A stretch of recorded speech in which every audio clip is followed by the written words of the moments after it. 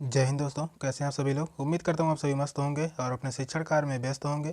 स्वागत है आप सभी का सीटेट जुलाई 2024 के एग्ज़ाम में। और आज हम करने वाले हैं एसएसटी यानी सामाजिक विज्ञान। और आज क्लास थर्ड है।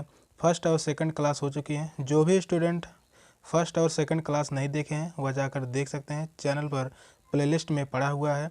और चैनल पर अगर नए हैं तो चैनल को सब्सक्राइब कर लीजिए। चलते हैं क्वेश्चन की तरफ। और आज का पहला क्वेश्चन है,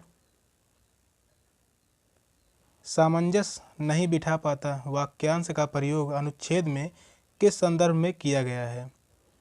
फर्स्ट ऑप्शन है, विद्यालयों में नागरिक शास्त्र का शिक्षण नीरस विषय है। सेकंड ऑप्शन है, बच्चे वास्तविक जीवन और पाठ्य पुस्तकों में पढ़ी बातों के बीच तालमेल नहीं बिठा पाते हैं। थर्ड ऑप्शन है, यह दर्शाता है कि किस प्रकार नागरिक शास्त्र की पाठ्यपुस्तकें लिखी व प्रयोग में लाई जाती हैं। फोर्थ ऑप्शन है, वह विद्यालयी शिक्षा तथा विशेष रूप से नागरिक शास्त्र के प्रति विद्यार्थियों की अभिवृत्ति से संबंधित है। तो कौन सा ऑप्शन सही होगा इन चारों ऑप्शन में से।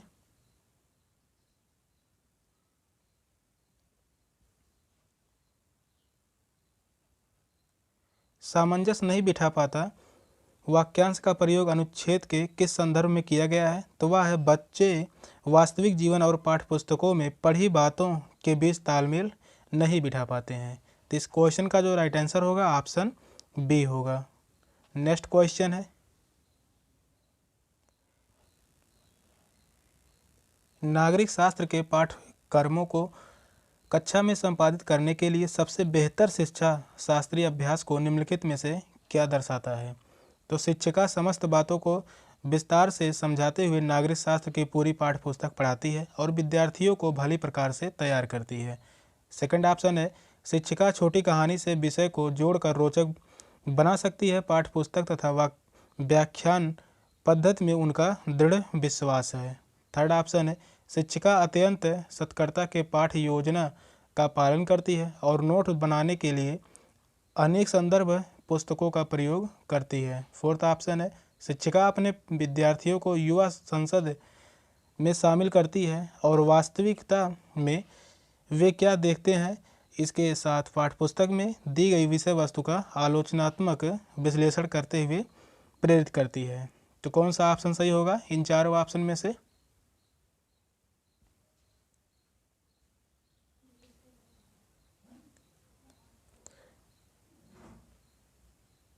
तो नागरिक शास्त्र के पाठ्य पुस्तकों को कक्षा में संपादित करने के लिए सबसे बेहतर शिक्षा शास्त्र जो अभ्यास होगा वह होगा, शिक्षिका अपने विद्यार्थियों को युवा संसद में शामिल करती है और वास्तविकता में क्या देखते हैं इसके साथ पाठ्यपुस्तक में दी गई विषय वस्तु का आलोचनात्मक विश्लेषण करने के लिए प्रेरित करती है। तो इस क्वेश्चन का जो राइट आंसर होगा ऑप्शन डी होगा।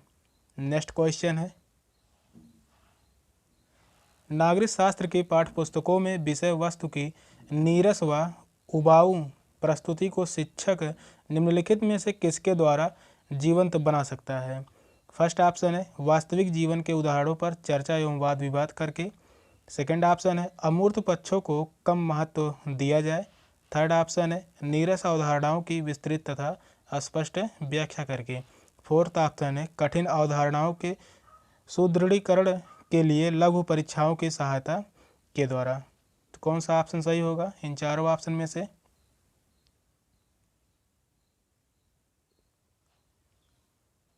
तो नागरिक शास्त्र की पाठ्य पुस्तकों में विषय वस्तु की नीरस व उबाऊ प्रस्तुत को शिक्षक निम्नलिखित में से किसका जीवंत बना सकता है। तो वह होगा वास्तविक जीवन के उदाहरणों पर चर्चा एवं वाद विवाद करके। तो इस क्वेश्चन का राइट आंसर होगा ऑप्शन ए। नेक्स्ट क्वेश्चन है, जल संरक्षण के संबंध में निम्नलिखित में से कौन सा कथन असत्य है। पूछा है असत्य है। जल अनवीकरणीय संसाधन है। भूमिगत जल से स्तर वनों व पौधों को सुरक्षित किया जा सकता है और पृष्ठीय प्रभाव को नियंत्रित करना जल संरक्षण के तरीकों में है और स्प्रिंकलर वास्तविकरण को प्रभावी रूप से नियंत्रित किया जा सकता है। तो कौन सा ऑप्शन सही होगा इन चारों ऑप्शन में से।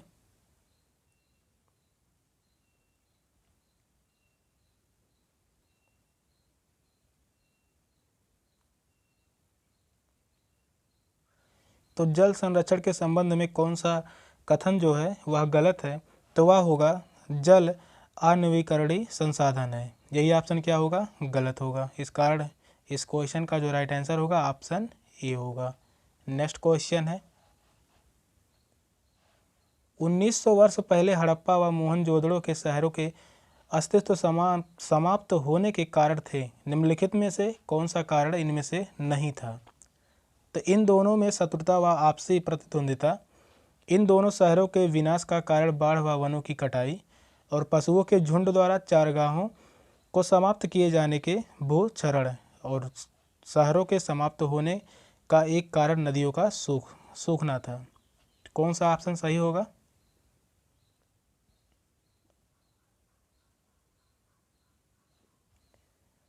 क्वेश्चन कह रहा है 1900 वर्ष पहले हड़प्पा व मोहनजोदड़ो के शहरों के अस्तित्व समाप्त होने के कई कारण थे। इनमें से कौन सा कारण नहीं था?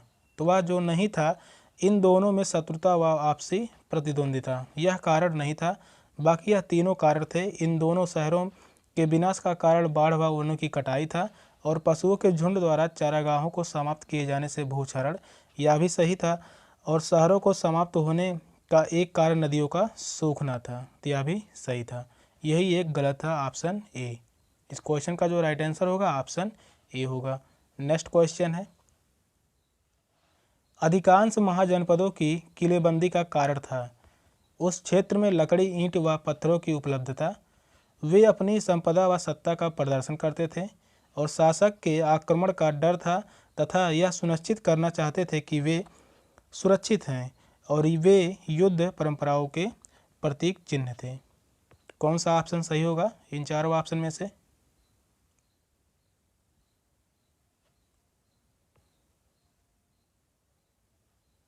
तो अधिकांश महाजनपदों की किलोबंदी का कारण जो था वह शासक को आक्रमण का डर था तथा यह सुनिश्चित करना चाहते थे कि वे सुरक्षित हैं। इस क्वेश्चन का जो राइट आंसर होगा ऑप्शन सी होगा। नेक्स्ट क्वेश्चन है, यदि जून में लंदन में सुबह 10 बजे हैं तो भारतीय मानक समय होगा। तो दोपहर के 2:30, दोपहर के 3 बजे, दोपहर के 2:30 और दोपहर के 2 बजे। कौन सा ऑप्शन सही होगा इन चारों ऑप्शन में से? पूछ रहा है यदि जून में लंदन में सुबह के 10 बजे हैं तो भारतीय मानक समय होगा। तो भारतीय मानक समय में और लंदन के समय में 5.5 घंटे का क्या है? अंतराल है। तो इसमें क्या करेंगे, 10 बजे में 5.5 घंटे क्या करेंगे? जोड़ देंगे। तो यहाँ जो होगा 15:30 और 15:30 का मतलब होता है 3:30। तो इस क्वेश्चन का जो राइट आंसर होगा ऑप्शन सी होगा, दोपहर के 3:30। तो इस क्वेश्चन का राइट आंसर होगा ऑप्शन सी। नेक्स्ट क्वेश्चन है, एक मानचित्र ऐसे पैमाने का प्रयोग करता है जिसमें 1 सेंटीमीटर धरती पर 20 मीटर के बराबर है। यदि मानचित्र पर दो स्थान के बीच की दूरी 5 सेंटीमीटर हो तो उनके बीच की वास्तविक दूरी कितनी होगी? 20 मीटर, 150 मीटर, 200 मीटर या 100 मीटर। तो कौन सा ऑप्शन सही होगा?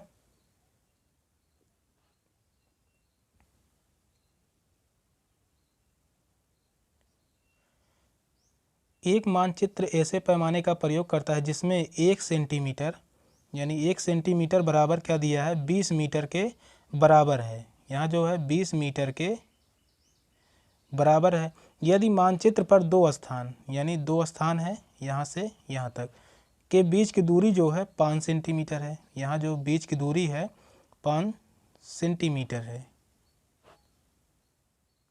5 सेंटीमीटर है, तो उनके बीच की वास्तविक दूरी कितनी होगी? तो 1 सेंटीमीटर बराबर 20 मीटर, तो 5 सेंटीमीटर बराबर कितना होगा? तो 5 गुणे क्या कर देंगे? 20, और 20 पंचे कितना होगा? 100 होगा। तो आंसर क्या होगा?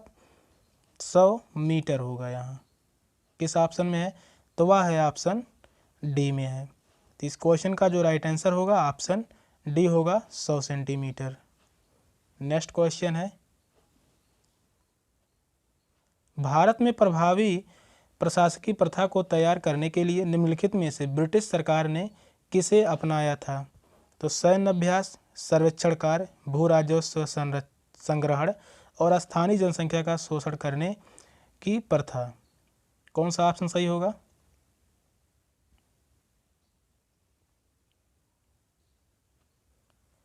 तो भारत में प्रभारी प्रशासकीय प्रथा को तैयार करने के लिए ब्रिटिश सरकार ने किसे अपनाया था? तो वह अपनाया गया था भू राजस्व संग्रहण। तो इस क्वेश्चन का जो राइट आंसर होगा ऑप्शन सी होगा, भू राजस्व संग्रहण। नेक्स्ट क्वेश्चन है, नील की खेती की दो मुख्य प्रणालियां हैं, निज और किज, निज और रैयती, खरीफ और रबी, निज और सीढ़ीनुमा खेती। कौन सा ऑप्शन सही होगा?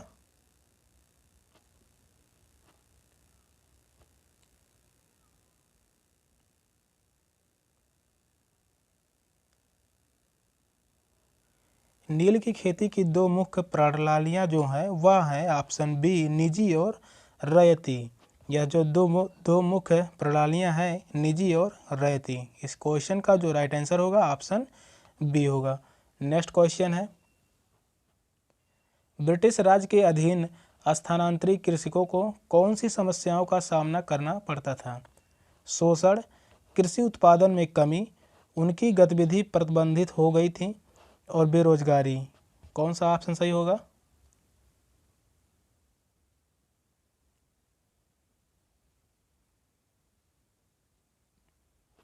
तो ब्रिटिश राज के अधीन स्थानांतरित कृषि को कौन सी समस्याओं का सामना करना पड़ता था? तो वह था शोषण। इस क्वेश्चन का जो राइट आंसर होगा ऑप्शन ए, शोषण। नेक्स्ट क्वेश्चन है,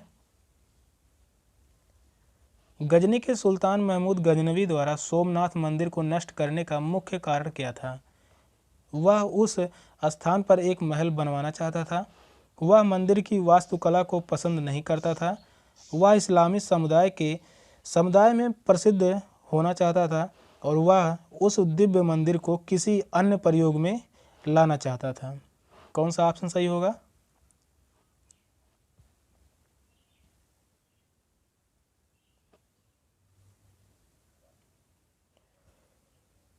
तो महमूद गजनवी द्वारा सोमनाथ मंदिर को नष्ट करने का मुख्य कारण था वह इस्लामी समुदाय में प्रसिद्ध होना चाहता था। इस क्वेश्चन का जो राइट आंसर होगा ऑप्शन सी है। नेक्स्ट क्वेश्चन है, मध्य युग के दौरान भारत में मंदिरों को किसके केंद्र के रूप में जाना जाता था? तो वास्तुकला, सांस्कृतिक गतिविधियां, विदेशी व्यापार की बड़े पैमाने पर, सूफी आंदोलन। कौन सा ऑप्शन सही है? कमेंट में ज़रूर बताइएगा।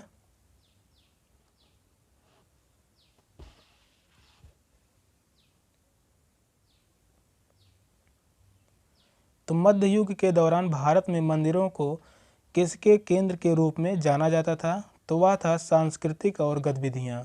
इस क्वेश्चन का राइट आंसर जो होगा ऑप्शन बी होगा, सांस्कृतिक गतिविधियाँ।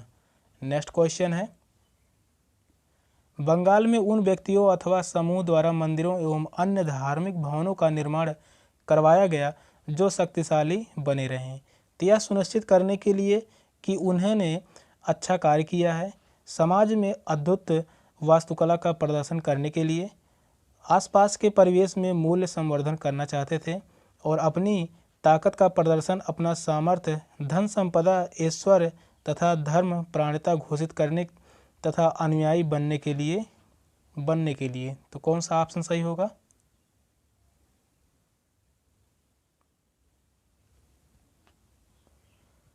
क्वेश्चन कह रहा है बंगाल में उन व्यक्तियों अथवा समूह द्वारा मंदिरों एवं अन्य धार्मिक भवनों का निर्माण करवाया गया जो शक्तिशाली बने रहें। तो वह थे अपनी ताकत का प्रदर्शन करना, सामर्थ्य, धन संपदा, ऐश्वर्य तथा धर्म प्राणता घोषित करने तथा अनुयायी बनाने के लिए। इस क्वेश्चन का जो राइट आंसर होगा ऑप्शन यही डी है। नेक्स्ट क्वेश्चन है, संरचना व कार्य की एक ऐसी प्रणाली जिसमें पुरुष स्त्रियों का शोषण करके प्रभुत्व कायम करना चाहते हैं कहलाती है? पदानुक्रमिक, फांसीवाद, राजशाही, पितृसत्तात्मक।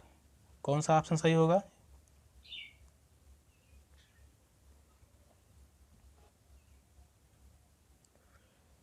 संरचना व कार्य की एक ऐसी प्रणाली जिसमें पुरुष स्त्रियों का शोषण करके प्रभुत्व कायम करना चाहते हैं कहलाती है, तो वह कहलाती है पितृसत्तात्मक। इस क्वेश्चन का जो राइट आंसर होगा ऑप्शन डी होगा। सेशन का ये लास्ट क्वेश्चन था। क्वेश्चन कैसे लगे कमेंट में ज़रूर बताइएगा। मिलते हैं फिर अगले वीडियो में। चैनल पर नए हैं तो चैनल को सब्सक्राइब कर लीजिए। तब तक के लिए बाय बाय, टेक केयर, जय हिंद।